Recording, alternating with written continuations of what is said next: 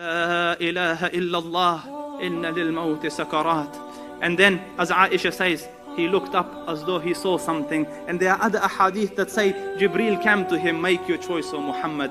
And he says, Allahumma rafiq al-a'la. Aisha says, I quickly made dua, the recitations to rub on him, to say, oh Allah, cure him. He said, no, but salillah rafiq al-a'la. But ask Allah to give me the companionship of the ones most high.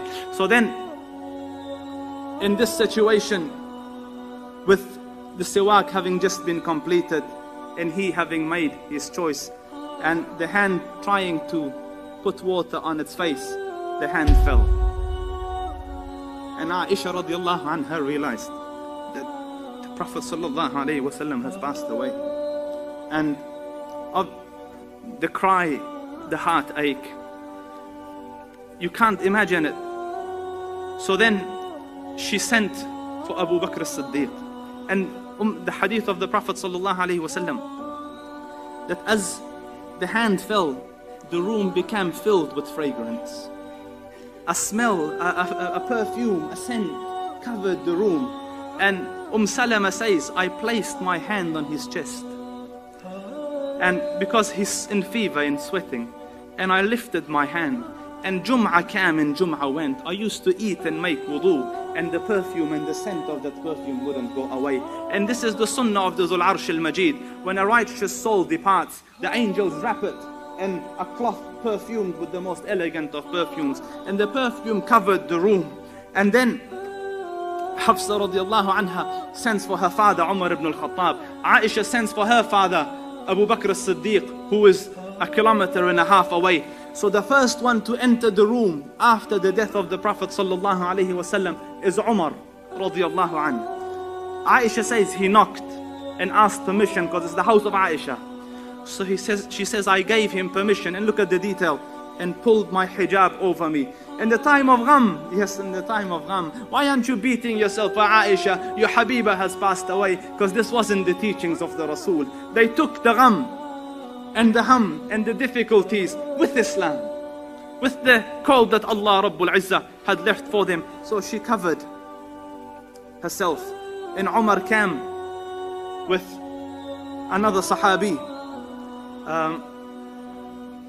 and Mughira ibn Shu'bah. So he came and looked at the Prophet sallallahu alaihi wasallam, and he said, wa ghashiyah. And another, oh, so unconscious, so deeply unconscious. You are so unconscious. And then he stood up and tried to come out of the house. And Mughira said, Ya Umar, mata Rasulullah. He is not fainted, he has died. So he said, Kadhabt, you are lying. You are lying. Innaka rajulun tahushuka fitnah. You're a person that fitna has engulfed. The Prophet won't die. He has gone to his Lord and will return as Musa returned. And he will cut the right hands and the left legs of those munafiqs who say he died. He can't accept the death of the Prophet sallallahu alaihi wasallam. And in his denial, he took out his sword. Whoever says the Prophet died, I will cut his neck off. Oh, the Prophet hasn't died. And he's shouting in the middle of the masjid, in the middle of this commotion, and the people have gathered around him.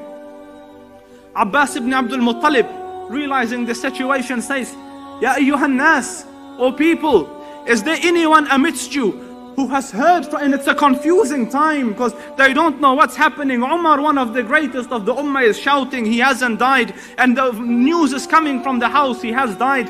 So Abbas ibn Abdul Muttalib stood up, O people, is there anyone who has heard anything from the Prophet to the effect that I won't die? And they said no, and Umar said no. So then Abbas ibn Abdul Muttalib said, I make you witnesses over yourselves that Allah Rabbul Izzah, no, the Prophet has given any guarantee that he will live forever. As such, the Prophet sallallahu alaihi wasallam has died. This was the first utterance that it came. And then Abu Bakr as-Siddiq came, radiyallahu anka ya Abu Bakr. He came from Sunh, and he entered the room of his daughter, and the other wives who were sitting there covered. And then he went, and the Prophet is lying, salawatu rabbi wa salamuhu alayh, his face glowing bright. So he removed the cover from it.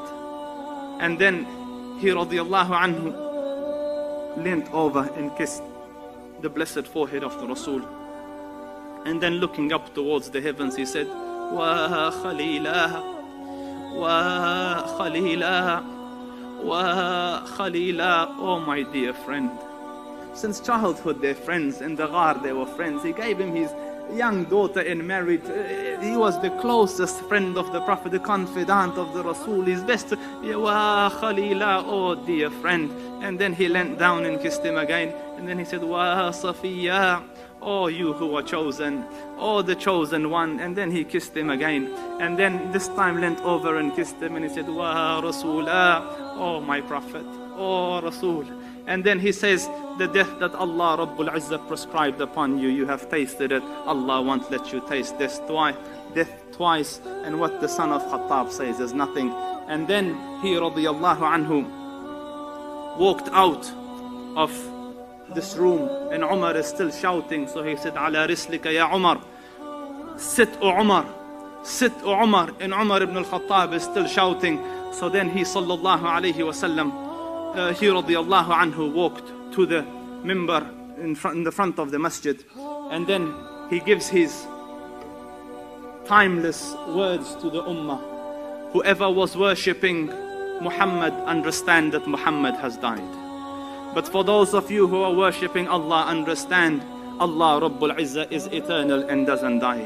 And then he read, وَمَا مُحَمَّدٌ إِلَّا رَسُولٌ قَدْ خَلَتْ مِنْ قَبْلِهِ الرُّسُلُ أَفَإِن مَّاتَ أَوْ قُتِلَ انقَلَبْتُمْ عَلَىٰ أَعْقَابِكُمْ وَمَنْ يَنْقَلِبْ عَلَىٰ عَقِبَيْهِ فَلَنْ يَضُرَّ اللَّهَ شَيْئًا. Muhammad is not but the Prophet. Prophets have come before him. Prophets have died before him. If he dies or is killed, will you forsake the deen? Will you turn back on your heels? And then Umar says, it's as though I had never heard the verse, and hearing it he fell. The truth sank. The Prophet ﷺ passed away.